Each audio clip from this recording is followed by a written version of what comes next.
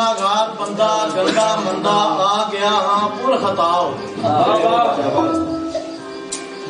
या खुदा बंदा गुनाहगार बंदा गंदा मंदा आ गया हाँ पुर खता होके और रख शर्म बेशर्म दी कर्म करके धक कतरे नु ना दरिया होके नाल माड़िया प्या हिसाब करना बेहिसाब ते बे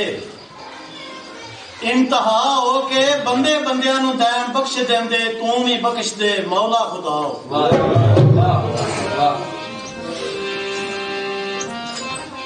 ते कीता मेरे ते करम सरकार जेड़ा है नहीं सी विच दिमाग मेरे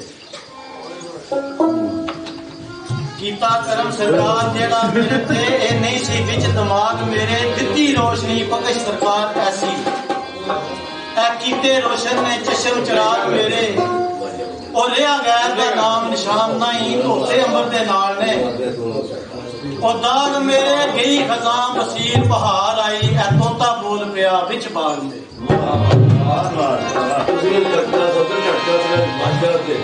बाबे ने लिखते ने अल्लाह फे है जन मकार दुनिया तेथों बचदा मर्द खुदा कोई कोई